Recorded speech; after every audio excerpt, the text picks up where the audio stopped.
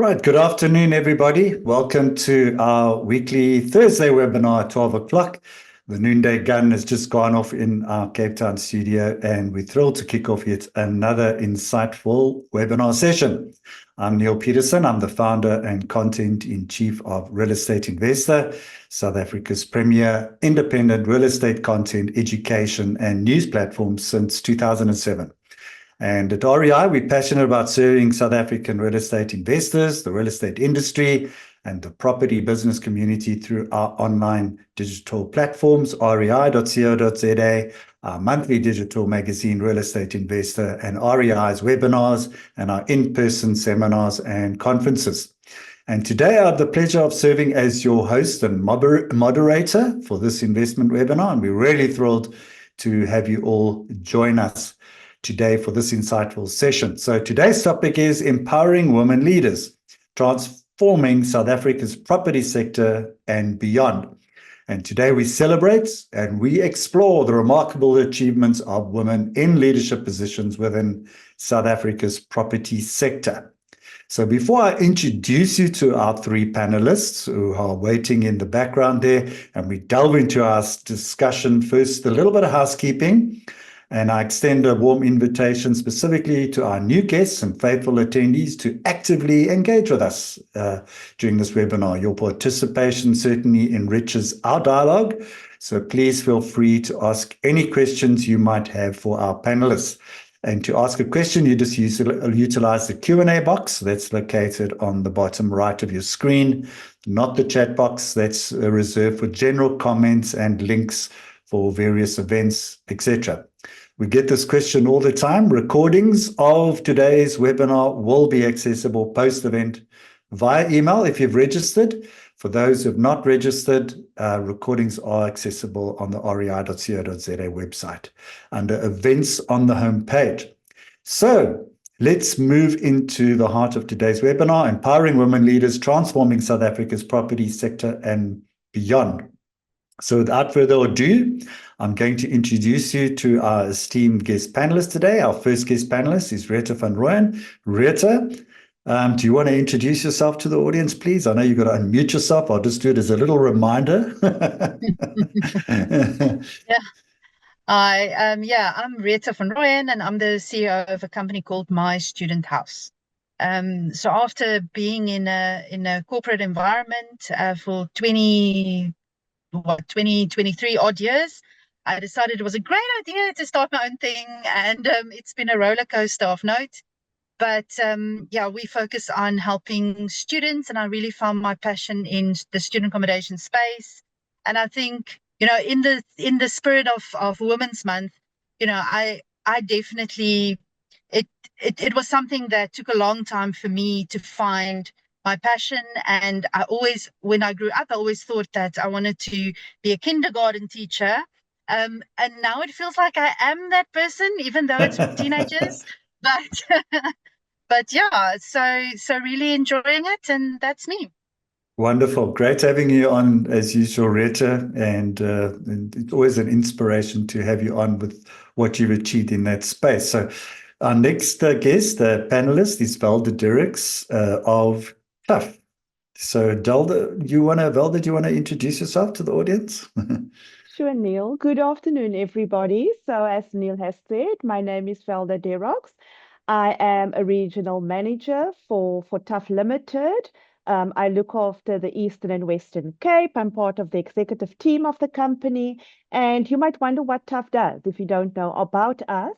So we are an SME financier. We are SME financier with a housing outcome. So essentially then we are a niche commercial property financier. We finance entrepreneurs from all walks of life, from starters emerging to established entrepreneurs, to redevelop affordable housing and mixed-use housing in the inner cities and also outside of the inner city. So essentially all properties and developments that fall within the urban edge of the different cities where we fund. We've got offices across the country, Eastern Cape, Western Cape. We've got an office in Cape Town, Gqeberha, East London, Durban, head offices in Joburg. Bloemfontein that also looks after the Northern Cape, and then in Pretoria. So thank you. I'm honored to be here today. This wonderful, towards the end of Women's Month, but yeah, love empowering the female entrepreneurs. Thanks, Neil. Wonderful. Great having you, Velda. It's always a pleasure having you. And I think tough, just so that you know, very important finance here for entrepreneurs in the real estate space. So you're looking for finance, they're the people to talk to definitely as entrepreneurs. As we get to Kali Masuani, and she's executive director of, and I'm going to ask her to introduce herself. So Kali, I'm going to head over to you. Awesome. Thank you so much, Neil. Yeah, my name is Kali Masuani. I am the Executive Director of Investor of the Year Award. It is an award program that wants to award and reward individuals that are changing the property landscape in South Africa. I'm also part of the SA Properties Investors Network, which is a network of like-minded individuals who will help you either start or grow your property journey. So we are all encompassing in all things property and property growth. So yeah, happy to be here and honored. Wonderful. Great, Kali. Great having you on board. So we've got a great property community amongst us. So yeah, so let's start off with you, Rita. Let's talk a little bit about your personal journey and some of the key milestones that have shaped your success in the property sector. And I will be asking each one of you. So maybe just give a little bit of background in that. So starting with you, Rita. Yeah, so Neil, I started as a normal employee with problems. Okay, so problems being worked really hard, and as life goes, your salary never keeps up with life. And I had a third baby, which I always talk about, and she's amazing, but she eats way too much ice cream. So I needed more money for her, and my husband was retrenched. And then, of course, my mom was also diagnosed with cancer, and I had to pay her medical bills at that time. So I was like, no, I need a side hustle. You know, us as women, sometimes we know we have to make a plan. We need to take care of those kids. So, and the husband sometimes, right? So then that's sort of where I started to get an interest in property, and I started to realized that I was an accidental investor because I bought my parents' property when they got divorced, motivated seller, and I bought a property in a really good time of the market, which just tripled in price due to interest rates falling. So I was kind of an accidental investor, and then at some point I realized I can do this on purpose. And then I decided also that as a family, we wanted to move to Cape Town. And in Cape Town, I hit some more problems because now in Cape Town, it's a slightly more difficult to get good cash flow out of a normal rental property. And my mission at that point was just, I need money for school fees. I cannot pay for these school fees anymore. And it feels like my life hasn't changed much in that regard, but that was the mission, was the school fees, and the motivation at the time. And started the property side hustle, got to Cape Town, and then started with the student accommodation space. And I realized at that point that, you know, as a mother, as at that point teenagers already, you know, you look at things differently when it comes to student accommodation, and you do things differently. And I didn't realize at the time exactly how much it meant and how much it contributed and made a difference in the lives of the students. And that's sort of where my passion then came in. And I said, well, flip, I can do this better. We can do more. And started a student accommodation business, and it just grew, and we literally just doubled in numbers every single year. And that's in the managed side, so to manage like a rental agent, but student accommodation. And from there, it's literally been a roller coaster, and now we're in 4-5 different cities, and it's just we have so much demand out there, and I think but yeah, I think the rest of the story I'll leave for the rest of the webinar. Otherwise, I'm going to talk forever. So that's sort of my background and how it started. Wonderful. No, look, it's a wonderfully inspirational story, and you've really managed to wedge a very strong presence in the student accommodation space. So I think, well done for that, and for all that. And we're going to get to some of the unique challenges that you faced as a woman a little bit later. But let's, Velda, tell us your story. Tell us, how did, how you got involved in what you're doing today and what you're doing. Well, I'll be honest with you, I never thought I'll end up in property. So when I just finished university, fresh graduate, I joined a graduate program at one of the banks. And then I got exposed to everything in the bank. And the one day, I was there for about 2 years, I got a call, and the guy asked me, would you be interested in joining my team in commercial property finance? And I was saying, what? Because at that point, it was unheard of, because it was a male-dominated world when you think about property, commercial property specifically, and especially as a woman of color. And I thought, okay. And I thought about it, and then I thought, why not? Why can't I do this? So I joined his team, and I must say, for me, every learning was sort of a milestone. If it's sometimes you cannot imagine and fathom it. So every time a new set of things that you've learned, you've been exposed to a set of new clients, and for me, every one of those were wins. And then as you progress, you sort of learn to understand how the industry works. And yes, when you walk into the meetings, there was frowns on the faces, and eyebrows were raised. But you know what? Every time I walked out of every one of those sessions, I felt so empowered. Because guess what? I walked into a room of people who didn't know me from a bar of soap. I walked out there, they actually knew who I was, and every time I was very confident, I knew I made an impression. And I think that was key, so that's why I saw every one of those as sort of little wins, and I saw them as milestone. Because the property sector, you know what, looking back today, the property sector has transformed so much. There's so many opportunities which were not available when I entered the industry. So how I made it in the industry, there was also other females. They were few and far in between. So eventually you learn to know them, and you got together, and they sort of became your sisterhood in the industry at all the events. And what was so inspiring is that every time the circle just grew bigger. If you look at where the property industry is today, it's amazing. It's really, really amazing. So part of the success, it is my own grit. I didn't give up. I was sometimes I went home at night and thought, oh gosh, how did I get through this day? But guess what? I got through it. And at the end, I think we, as females, we sometimes see our male peers as competitors. Yes, everybody is a competitor in life, because if you've got a winning spirit, you will want to win all the time. But I've learned so much from these peers in the industry. And I mean, if you get to a point where you can just open up yourself to the learning, you will also see them becoming more welcoming. And that is how I've grown. And that is why I feel that, yes, I have achieved in this industry, and I've opened doors for other females. And that is why I think that is how I run my regions.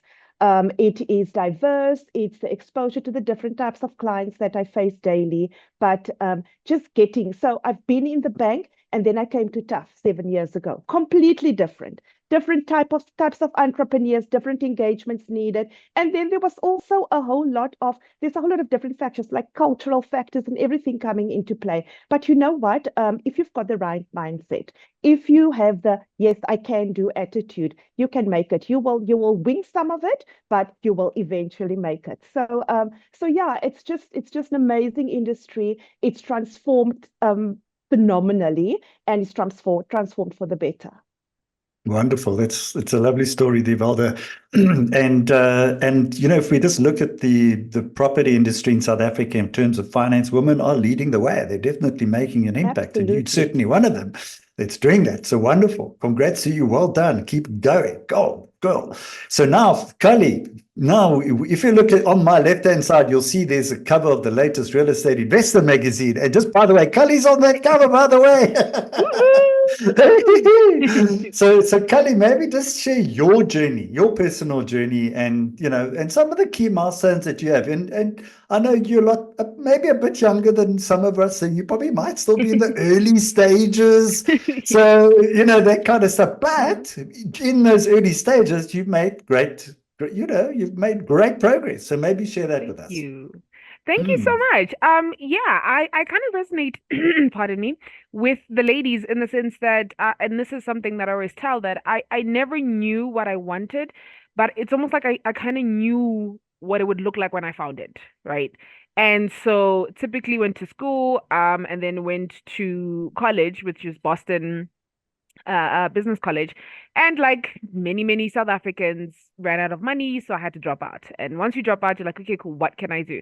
So I started off as a waitress, and then something in me, because I'm from the Val, I decided, okay, I it sounds arrogant when you think about it now, but it's actually very courageous. Where I kind of felt like I was too big for the Val, and I was like, something is weird. Something feels like uncomfortable. Like I need to branch out my wings.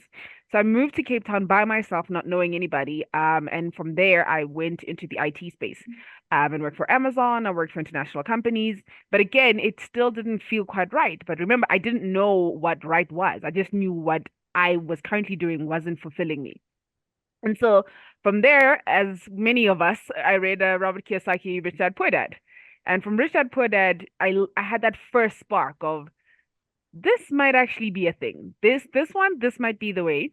And I attended a seminar, got acquainted with the SA Properties Investors Network, but nothing really happened while I was in Cape Town. Then I moved to Johannesburg, and I got into the commercial leasing industry. So I was doing commercial leasing, and that was also pretty an amazing experience. And then COVID happened.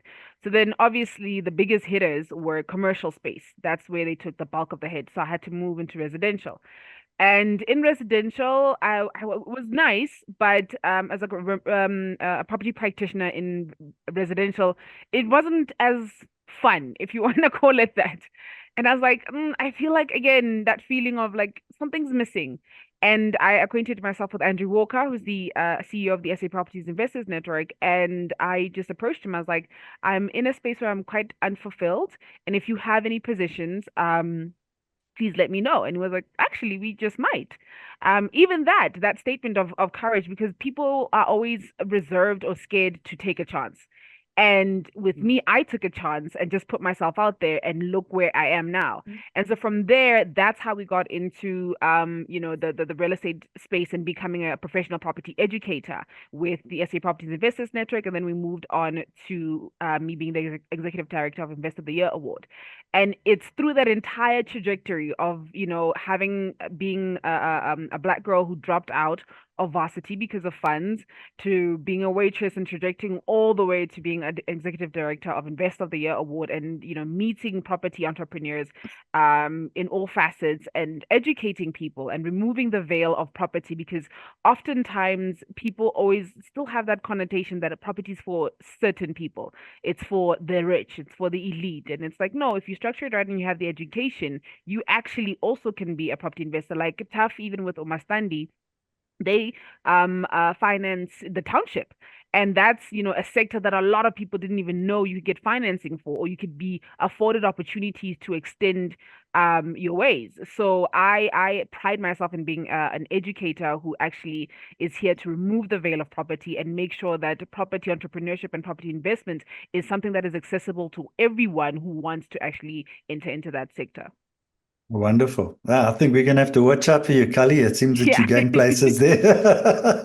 Well, no stopping you.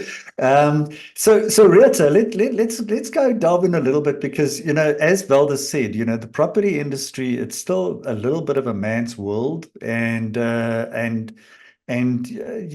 think as a female trying to break the glass ceiling, if I may use that term, sometimes you get challenges. I mean, so maybe just tell us, have you had any unique challenges that you face specifically as a woman, running a company, becoming an entrepreneur, but even prior to that in corporate, where you were in corporate, and maybe just share how you've actually overcome some of those things.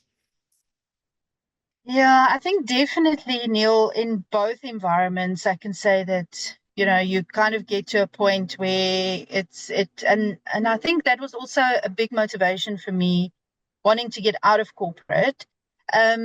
It's very frustrating when you've been in a space, you've kind of been there from the ground up. Because remember, I worked for the 20 odd years in the same company. So I know the business, I know the people. When somebody wanted something to happen or they didn't know where to go or where to get the help from for whatever projects they needed, I would be helping everybody. And then just seeing all the male counterparts that you are a mentor for, you are supporting and guiding in terms of navigating the company or whatever needs to be done, sorting out problems for them.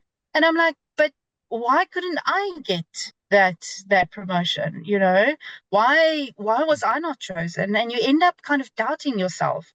And then at some point I just realized, I was like, no, I can't do this anymore. And and that once your mindset has shifted and you realize that you can't just always be a supporting act, then all of a sudden everything around you it's like your eyes open and you realize and you see what's happening. And then I didn't have a lifeline, because remember, my husband was retrenched, and I had 3 kids and a sick mom. So I'm like, flip, what am I going to do? Because I don't want to be here anymore. But at the same time, I need to kind of set up the other life that I wanted to have while I was still at least earning something. And in that time, while in the last 2 years or so of working, I started to create this other business for myself so that I could go into that without having a big gap in finances and putting the family at risk. And I think, at some point when my bosses realized that I'm getting to the end of this is it now, nobody, I don't think till this day, believed me that you can do 2 jobs. I worked in the mornings and I worked in the afternoons. I just didn't work till 8 o'clock at my job anymore. I worked the hours I was paid to work. And weekends, and people just like, how do you work 18 hours a day? It's impossible. I'm like, it's not. So as women, sometimes we're stronger than we think, and stronger than we believe ourselves to be. But when you're in that situation and you have to do these things, you kind of even surprise yourself. So that was something that helped me to then go into the next phase. But starting that business as well, you're still going in there, and I think a lot of women have this whole like imposter syndrome thing. I don't know if I'm completely over it, but I'm like 90% over it. But for what am I giving my age away? But for at least 40 years, I mean, that's what you believe. You kind of believe, but I was lucky to get here. I was lucky to have these breaks. But it's not. It's because of what you do and your actions and decisions that gets you to where to have that luck. You generate your own luck. And even in the business, at some point, I was never in a leading role because I had other male partners. And at some point it was like, okay, no, I need to step up and I need to stand up for myself and I need to speak up and say, no, certain things can't be done this way. We have to work differently.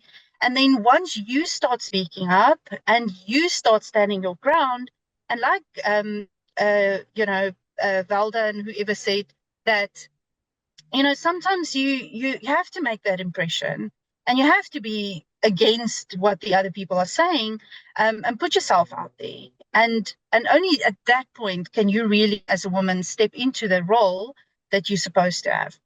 And it took my mom, didn't teach me conflict management. Okay, not as to conflict. For her, fighting with me was a letter on my pillow when I wake up the next day. Okay, so I sucked at it. I couldn't manage conflict at all, and being then in positions where you kind of push through that, and it's not easy. It's very, very hard. And kind of pushing through it and being able to do that and stand up for yourself and kind of say, I'm here, you know, you have to now listen to me, and people do. It's just that us as women need to believe in ourselves as well. Absolutely. Now, I think you've articulated it so nicely there, Rita.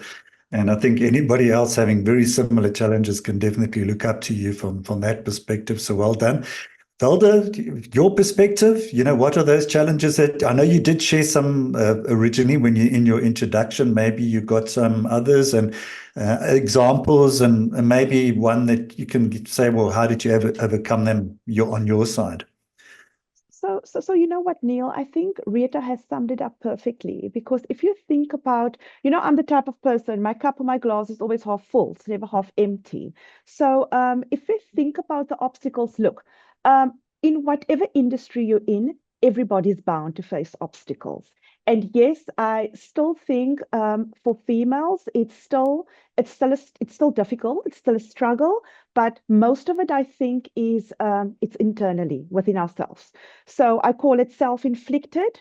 It is because ultimately, if your perception about a certain state is X, then that will become your reality, and that will sort of what you need to manage from an internal point of view. And also remember your beliefs, that is your truth. So, and I think that is sometimes where we make the mistake. Yes, naturally, we are caring people. We want to nurture. We want to see others succeed. So you don't need to be a mother to have that. You want to see others succeed. You want to see others do well. And sometimes in that process, we neglect ourselves. We tend to do that all the time, and that becomes obstacles for us because we never think that we can, or we sometimes we think we're not good enough. So my coach mentioned the other day, you know what the problem is with females, and also my problem, that you have this need that you need to know that you are 100% ready for something, to tackle a problem or to maybe tackle a new client. Whatever it is that you're feeling, you feel that you need to be 100% ready, and you do a whole lot of things to ensure that you're ready. Meanwhile, men by nature, they are so full of themselves all the time. Sorry, Neil. We are. It's Yes, okay. they think and they believe that they will get ready by the time they need to perform, So it's that type of thing. But that's why I say the mind is powerful. So once you can sort of have that self-awareness, then you sort of know how to control yourself. You start managing yourself. And then with that, you will know then how to react to these obstacles. Because believe me, the physical challenges for females are still out there. It varies from organization to organization. I think I am, as one of the Tough employees, I'm in a very good position to say that within Tough, I mean, that is the goal of leadership. We aim to remove obstacles not only for females, but for everybody. So we have this growing, nurturing company, and we are really leaders that listen. So that's why I'm saying, as soon as you have that self-awareness, you will start controlling and you will know how to react and how to respond. So a Wonderful. little bit of advice to all of us. I think Rita said it. We say to people, yes, this and this, but sometimes we also tend to doubt ourselves to ask whether you are really ready. Where the men, they know that when they get there, they will be ready because they are bold and brave enough. But for years, they have been allowed to be that bold and brave. But that's why I'm saying now is our time to pick up that bold and braveness and get ahead of the pack. Absolutely. Well, nicely said there, Velda. And I heard the word coach in there in your discussion there as well. So, which is probably a good pointer and advice for people that, get a coach, get somebody to assist you and to help you along. Doesn't matter what you're doing, whether it's a life coach or business coach or whatever it may be. Absolutely. So great, wonderful. I think nicely put. So, Kelly, tell us your story. Well, I mean, what challenges have you faced in business and running what you run, and how do you deal with it? I think my fellow members mentioned something like imposter syndrome. It is a very big thing amongst women. It's a huge issue with women where in leadership, there's a sense of not being sure of oneself. So what I've now started to do is I have this little motto that says, believe in yourself. And if you can't believe in yourself, believe in the people that believe in you. And so if I can't put faith in myself, I put faith in the person that saw the greatness in me and decided, you're gonna make it. Some other challenges have always been not getting support when you, and I think Rita spoke on to this, not getting support when you actually want to action something. Whereas, echoing onto Velda, and it's like men have always had the build and brave. It's like I will be ready when it's time to show up. Whereas with women, because they've supported, it's very easy for you to go out and attack the shark when you know you have people backing you. It's a lot harder when you're doing it by yourself, and even if you have the highest belief system, it's really hard to do it when nobody's supporting you. So I think that's one of the main ones. In business, I think I've been fortunate enough, when speaking of coaching, where I've had coaches and mentors who actually wanted to see me do better and be better. So I have had the grace in that regard. But I think from a personal perspective, especially with women, the main thing is support and belief in oneself, and also just the foundation of having a coach or a mentor. And a lot of the time, we were talking about this, where women are the leading demographic of first time home buyers, which is phenomenal. It's like, woohoo, that's Yeah. great. But then but that's for primary residence. Now, if you're talking investment sector, we're still far behind, right? And so now we need to actually support women to actually tell them that, yes, you can. Yes, it can be a business. Yes, it is a business. This asset class has stood the test of time. And as such, you are capable of it. Because at the very least, the notion that was taught was that, you always have to look out for self, for you and potentially your future kids, that shelters is important. But now we need to go a step further and teach young girls and young women to go, you can go past your primary residence. You can actually create a business. Like Rita was like, I sacrificed a lot, but here I am now reaping the rewards of it, having been somebody that had to like work 18 hours. But then past that, she's now this phenomenal woman. And I think once you reinstate that, it'll be better. But the challenges for me were more so self than they were professional. And that is actually just through grace and an opportunity that from a work perspective, I actually did have individuals around me and in my circle who believed in me, and thus provided me the assurance to believe in myself. Wonderful. I think it's a great conversation. I think we're going very deep here, ladies. I think it's really, really, and you showing up the men without a doubt. So let's just get now into more practical. Let's talk about like maybe an example, a project or some initiative where you successfully led a team to achieve outcomes, as a female leader, and what was the key to its success? Starting with you, Rita.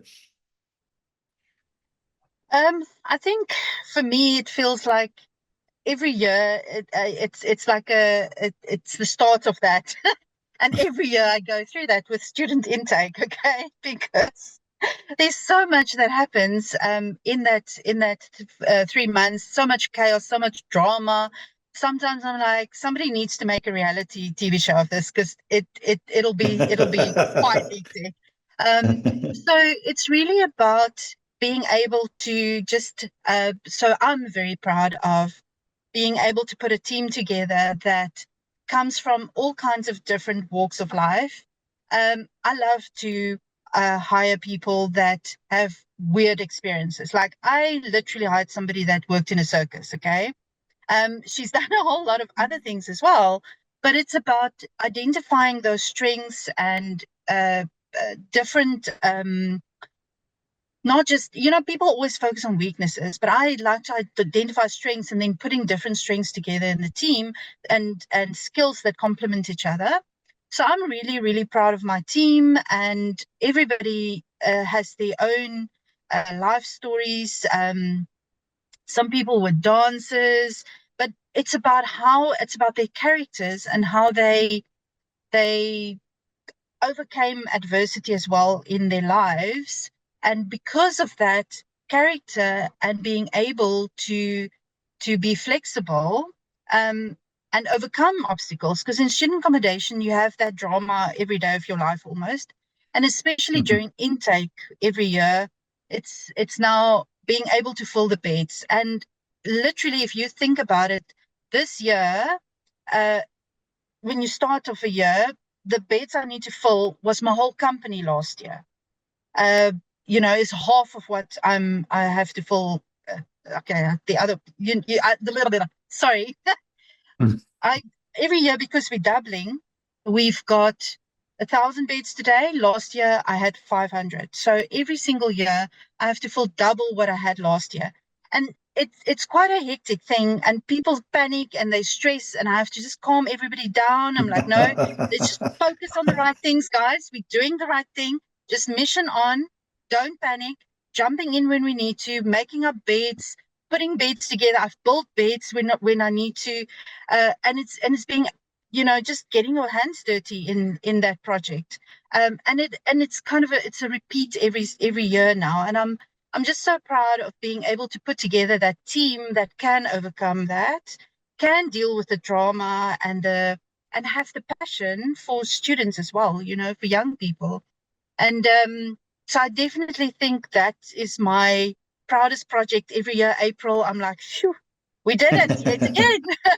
And that Wonderful. I would say, I think it's lovely story. I mean, it's either expand or die, and you decide, no, we're going to double this baby. Let's go for it. Let's do it. And so well done. So from your side there, Velda, do you have maybe a project or some initiative that you could tell us about, and what outcomes and some of the success keys that you can share? So you know what? Being part of the leadership team of TAF, so there's not a specific project. Everything is a process. Everything adds and contributes to the bigger whole. So, but I think being in a leadership position within TAF, it's just that ability to be able to lead diverse teams. So there's the sales team, then there's the back office teams, and you're not directly responsible for them, but being part of the leadership team, you lead all of them. But coming back to my own team, so I lead different teams across provinces, and sometimes it can become challenging. And you know what, dealing with the different personalities, males, females, there's gender, there's culture, there's everything in between. But it is just that engagement. It is that, and I call it always successful engagements, because how I engage with you today, Neil, is not how I can engage with person A, B, C in my team. So it evolves and changes all the time. And with that come the customers as well. So it is really dynamic leadership. You ask for leadership successes, but it's so difficult, because just being able to be part of the process, that in itself is a success, because that you can tick that off, because you're busy with it all the time. And I know I'm not really giving you the answer that you want, but for me, that is just it's the engagement as a female, having that ability to engage across different levels. And sometimes you think, oh gosh, this person is like walking on water. How am I going to get engaged with him? But as soon as you believe in yourself, you start liaising and you start engaging with different types of people, different types of customers. And for me, that in itself is a success story on its own. I agree with that. So, I mean, success is not just getting $1 million, or, it's not only about that. It's the little steps of progress that you're making. Absolutely. And advancements that you're making. So, and that's what a lot of people misunderstand or misconstrue from the concept of success. So nicely put. I think it's a valid point that you've raised there, Velda. So, Kali, tell us your story there. What initiative that you can share. And I'm sure you've got some good ones. Invest of the Year award. My word. It's a fun time, and it's coming. It's around the corner, Kali. You're building up now, and I was also fortunate, if I may say, to be one of the judges, thanks to Kali and her team and what have you. And it's an arduous process. So I've seen the behind the scenes. So I've actually Thank seen you. Kali in action, and wow, I tell you what, it's quite a thing to keep everybody together. So Kali, over Yes. your thoughts. So it's the biggest, it's the biggest milestone for me in my career, and it's the most insane one, especially now that it's around the corner. So everybody get your tickets, but it has taught me so much when it comes to leadership, when it comes to partnership, when it comes to delegation, and I think all of these are things that women especially struggle with, because if you say something in a certain tone, then it's you're bossy or whatever. But like if your male counterpart says it in the same tone, then he's assertive. And this is not obviously to shine on our male counterparts, because there's amazing phenomenal men out there doing amazing work to create opportunities and space for women, and there's also amazing women creating space for even more women. So with that being said, I think Investor of the Year award has been the biggest challenge. It's been a long time coming. There's been ups and downs, and like you're saying, just the back end of it, getting people together, just facilitating a judging process, aligning with entrance, like all of these things, and meeting phenomenal people, people doing a lot of great work in their respective portfolios and growing as such. And I think it's actually really amazing. But it has not come without its challenges. The challenges are even still now, from something as simple as decor, having to pick stuff. It's so much. It's so much, but we're gearing up for a phenomenal event. Happening on the 14th of September at the Ships and Gardens in Houghton. Exquisite venue, industry elites, industry execs, everybody, is going to be there. And if you are not going to be there, you still have time to be there, because we still have tickets to be sold. That's wonderful. Great. And we'll actually give all the details at the end there, Kali, so that everybody can actually get involved.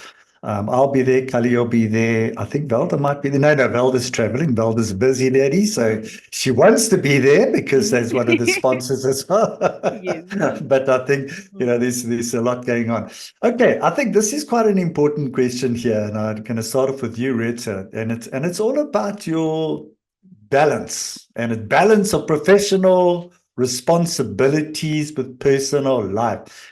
And I think it's more of an issue. It tends to be because there's probably a mindset of men that women should be stuck well, not all men should be stuck in the kitchen, but if they take on certain roles and that kind of thing. So how, first of all, and I have a view about balancing professional with personal life. But what advice would you give to others trying to achieve balance, and specifically women? I mean, because there's almost an you got to accept to take over the role of looking after the kids, of doing the cooking, and not necessarily everybody. But what are your thoughts around that, Rita? So I think, when definitely for women, it's like people always say, I at one point I had to do a talk about guilt and so on. Same question, different word, but and I always said, well, sorry, but you just have to live with the fact that you're going to feel guilty. Because when you're at work, you feel guilty because you're not with your kids. When you're with your kids, you feel guilty that you can't be at work with the team working whatever late hours or whatever it is that needs to be done, right? So you kind of have to just accept the guilt. In terms of balancing, and I think sometimes between men and women, we have to kind of break that barrier, or that idea that it's the woman in the kitchen, it's the woman that does all of the caregiving and the doing the children and all of that. And I mentioned before that my husband got retrenched. And at that stage, we kind of made a decision and we said, okay, fine, I have to do these long hours. So for a while, he's not going to go back into the job market, and he's going to fulfill that other role, the woman's role. And in the end, it worked out so well that, he's still a stay-at-home dad. He's also my handyman, because he can fix anything. And now, he's still fulfilling that role. And I can feel just slightly less guilty. Obviously, I would still love to be there for certain things that I can't always be there for. but at least it helps me to kind of balance what I need to do with what needs to be done at home. The other day he laughed at me for like half an hour straight because I didn't know where to put the washing machine on. So he was like, that was yeah. I was like, okay, I'm not a real woman, okay. That's a real turnabout in terms of Yeah. role playing, isn't it? Wonderful story there, Rita. I think. Thank you for that. Thank you for sharing. And your side, Velda, how do you balance those professional responsibilities with personal life? Well, I asked you earlier, what is that? Exactly, But and I go along with that. Absolutely, yeah. yeah, Mm. but you know what? You get to a point, especially as a woman in a leadership role, that you need to listen to your body and you need to look after yourself and you also need to look after your mental well-being. I think that's important because if you want to engage in your professional life fully, you need to be fully present and you need to be fully equipped and apt to do it. So, Mm. so for instance, I do believe that you need to exercise. So I do a bit of walking, running, and yoga, and yeah, just to keep my body in shape. And then, but the responsibilities at home for a female, if you look at the traditional female role, it is a lot. It is a lot, and then we still have the expectation that the females must do it on their own. So in my household, I've got a rule that we share the chores. We know what the goals, objectives, and responsibilities need to be. So you can say that I have sort of business managed my life, but I do think it's important to sort of compartmentalize the issues. Because it is real and it does exist. So how do I manage it? That is exactly what I do. Between me and my husband, he works flexi time because he's got his own business, so he can step in when I cannot. When I need to travel, he is there, and I'm lucky enough to still have both my parents that's alive and they are still able to get around. So it's just sort of, you know where you want to be, you know what it is that you want to achieve. So then you put everything in place to sort of make sure that you as the female, you as the female leader, you as the person, you look after yourself, but still you manage to still achieve the objectives. But coming back to the balancing bit, sometimes it does get a bit tricky. Okay, wonderful. No, good. Nice response there. Kali, your experiences? I think I'm fortunate because I'm not a mom yet. So there's a huge chunk of responsibility that I do not have yet. But I think in that, somebody said this and I resonated with it. It's like when we told little girls you can do it all, we didn't tell the boys that they need to help. And if you don't delegate, you will crash and burn. It is very unrealistic to expect women, especially, to show up 100% at work and then 100% at home without any assistance from anyone. So I really commend Rita and Velda for the actual delegation to go. But I have a partner and I have, somebody in my life who will also facilitate in the grand goal which we are going towards. And for me personally, um, for now, I'm not balancing it. I think after Invest of the Year award, the balance will come back. But for the most part, I think be mindful of your mental health. Listen to your body, like he said, because your body will tell you when it's like flagging. When you start getting too fatigued, getting too tired, it's time to just pause, breathe, and then you get back to it. And I think often enough with women, especially, we have this thing of you always have to show up perfect and at 100%, and that can actually be to your detriment. Where it's like, no, have you just taken a couple of days just to husa, listen to your body, and then you can get back on and actually show up to your fullest extent. So personally, I am kind of managing it quite well in the sense that I delegate quite well, and then also I do take time just for myself, because if you don't, then your body is going to take time for you. Excellent. I like that. I like that analogy. Thanks, Kali. All right. So final question before we get into sort of the final thoughts and also want to open up to the audience. You got any questions, please pop it into the Q&A box. I think it's really been an insightful, intriguing conversation, and I think some really, really good concepts which have been shared in terms of empowering women in the property sector. So let's look ahead, and let's talk about what changes or advancements, Rita, would you like to see specifically in the property sector, because that's where we're all actually operating in at the moment, regarding women's roles and your representation. What would you like to see going forward? I think definitely, it would be great to have more women in leadership positions, more women in SME environments. I think definitely is something that I would like to see. And also, I'm attending a conference right now, which is about women mentoring women. And it's so important. Last night I connected with someone and I'm like, wow, it's so amazing to see these women mentors and inspirational people just sharing their stories, because we don't talk about that enough, about where do we come from, how did we get here. And I'm like, wow, I'm really inspired by seeing another woman getting to where she did through cooking and cleaning and whatever. So many stories start there, but it doesn't have to end there. And that has been very inspirational for me. So I would definitely like to see more women pulling up the other women around them, assisting them, guiding them, and helping them to get and be successful in those leadership positions.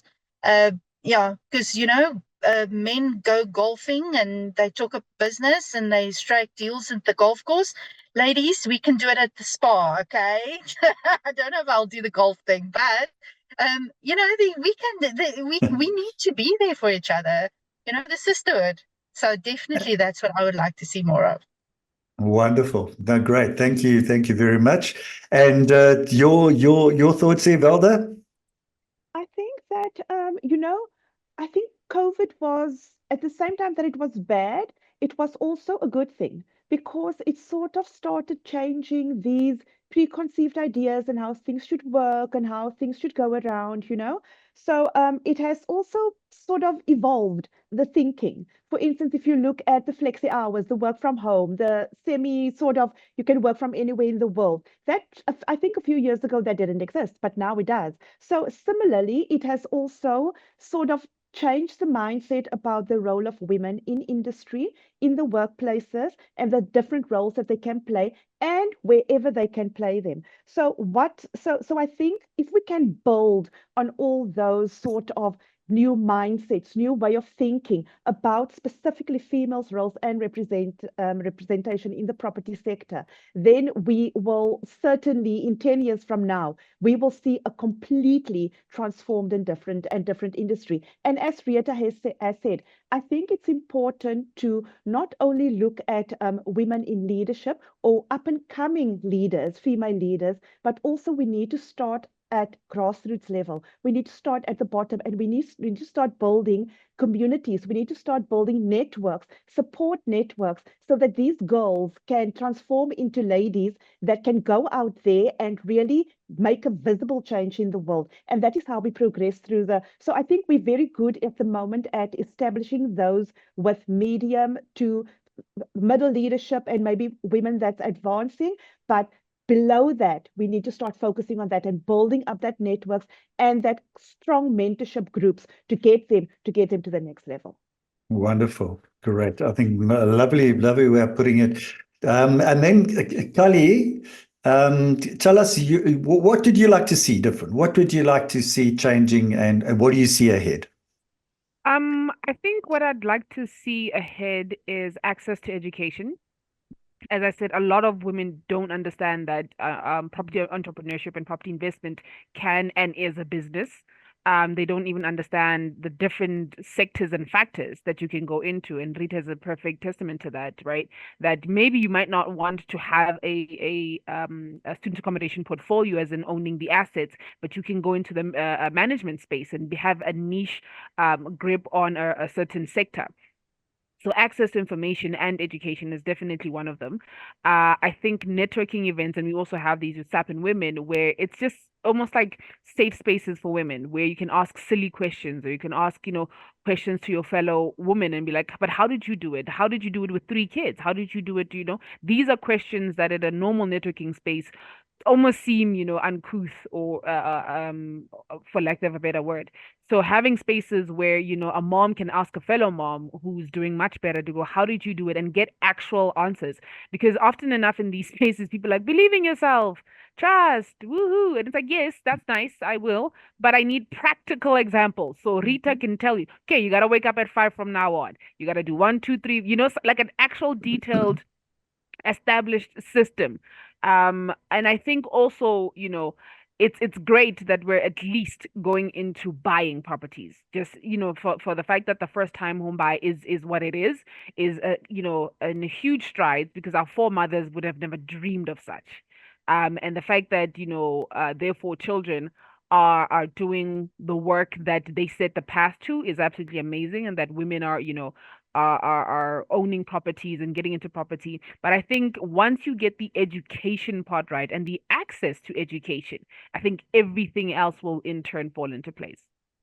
Lovely. I think what an insightful discussion. I really think there's been such really good stuff that's come out of this discussion today. And I want to thank you all. The old saying of behind every successful man, there's a woman. And so the men can't do it without you, ladies. We just cannot. And I suppose we put it behind every successful woman. Is there a man? I'm just posing the question. I'm just throwing as a little stone into the bush, and we'll leave that open for discussion. So first of all, I want to thank the three of you for taking your valuable time, because I know you're all exceptionally busy, and Brett's sitting in a car right now, for God's sake. She's at a conference and she took out her valuable time. Velda was in a board meeting.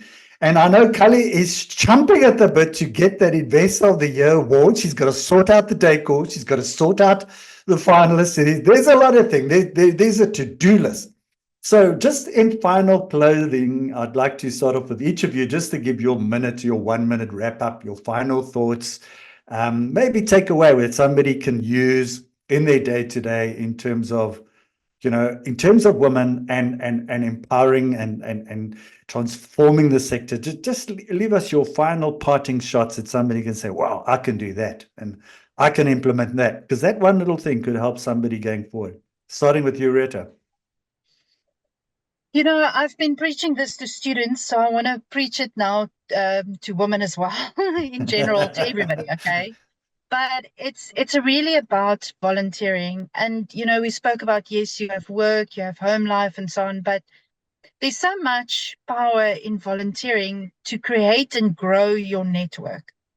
The best connections that have changed the course of my direction of what I'm doing and for my business was where myself or my team, somebody in my team volunteered at an animal shelter, picking up trash on the beach, or whatever it is. There's so many go into new networks is almost what I'm saying as well. Volunteer for places that you've never been to before, to create new connections, because we tend to just stick to what we know and people we know and networks we know.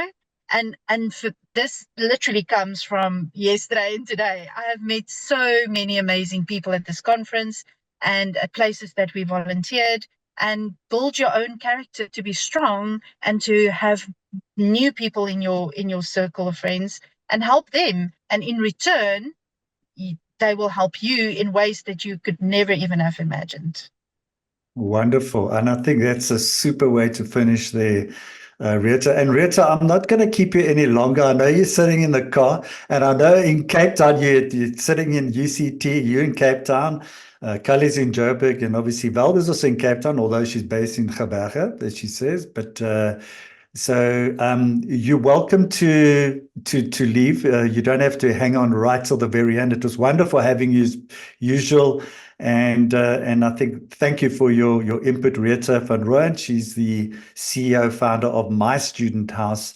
And she's also written a wonderful book on creating wealth in student accommodation, which I encourage. In fact, it's the only book that I'm aware of in the world that's on student accommodation. So yes, we've actually put a link below. So if you are interested in reading that book and just look at the successes and making money more important in student accommodation. So thank you very much, Rita.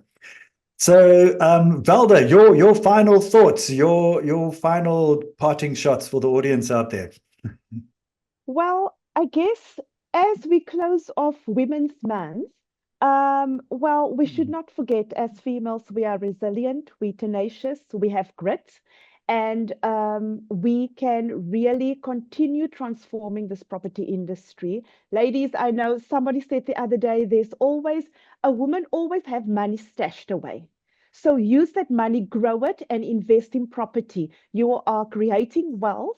And we've got Umastandi, we've got our township business, we've got our Tough Limited business in city and inner city, and we've got a support network to support you on that property journey. So even if you are a small girl listening in, or you are somewhere midlife, it's never too late. Go back to that young girl that you were, the dreams that you had, and you chase them, because it can happen.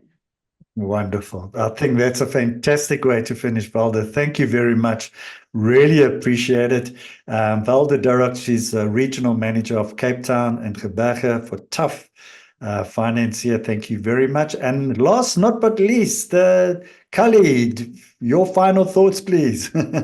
My final thoughts is, ladies, believe in yourself. And if you can't believe in yourself, believe in the people that believe in you. Believe in the people that look like you.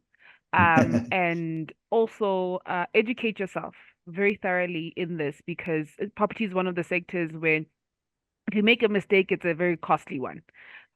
So the education part of it is very important. And with platforms like RE, you can at least start somewhere good with the SA Properties Investors Network. I also want to say that you need to start, taking action and taking charge and understanding you are worthy of the dreams that you have, and you are worthy of the accolades that will be bestowed on you once you take action. So take massive action, get yourself educated, and your dreams are valid. Wonderful. Kali, that's an excellent way to finish. And that's Kali Masuani. She's the Executive Director of Investor of the Year Awards. And don't disappear, because I just want to tell you about the events, including the Investor of the Year Award, which I'm sure Kali would also like to share. There's not going to be a webinar next Thursday, as REI will be in attendance at the SAPOA, the South African Property Owners Conference and Awards. That's in Sun City. And I know Valda will be there. And I'm not sure about Rita, but certainly you also have an opportunity to be there. It's an annual South African Property Owners event. And then our next webinar will be Thursday, the 12th of September. We will be unpacking UK HMO investing, unlocking multiple streams of income. You can actually just go to our website or just click on the link below. That's going to be Thursday, the 12th of September. And then straight after that, is Saturday, the 14th of September, is Investor of the Year, and that's a live event in Johannesburg. And there's actually a link. It's a black tie event. So tell us more about that event there, Kali. What's happening?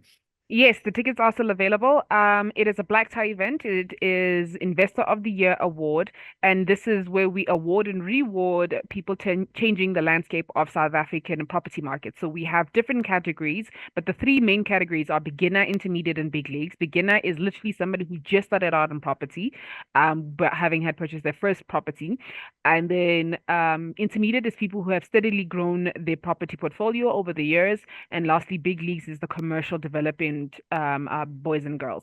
So with that being said, it shows the entire sector that, it doesn't matter if you've just started, because often enough when people start, they don't consider themselves investors. And it's like, no, you are an investor, even though your portfolio has just started. And the intermediate guys, because they've steadily grown, again, they don't consider themselves investors, because they're like, no, man, I have 4 or 5. It's not like a a commercial. And it's like, no, you are an investor. And then the development and the big leagues is the guys that are changing the landscape. And then we have amazing categories like social change and township, inner city, youth, women, and most growth. So it is tackling all factors of investment. It has happening on the 14th of September, like you mentioned, at Shepston Gardens. Absolutely exquisite 3-course meal, a gala dinner, exclusive. We have, industry giants and industry execs and CEOs who are going to be part of this. So if you want to be in the room with, the people who know and can actually make it better, this is the event for you. Wonderful. I mean, I'm going to be there. I look forward to it. It's going to be fantastic. And it's black tie, isn't it? It's Yes. I mean, yeah, black tie, and it's a Saturday evening, Saturday the 14th of September next month. So just around the corner. So please get those tickets. There are still tickets available, and certainly look forward to it. So Kali, thank you very much for your input. And Velda again, and to our audience, we appreciate your active participation, your engagement. If you want to reach out to us, you can either go to our website, rei.co.za. Also, all the events and stuff that we're talking about is there on the homepage, or you can just email us at info.rei.co.za. And until next time, stay informed, stay proactive. May your ventures in the world of real estate be fruitful and fulfilling. This is Neil Peterson, a real estate investor, along with our esteemed panelists, Kali and Velda, signing out. Take care and goodbye until next week. Thank you. Thank you, everybody. Thank you so much. Thank you.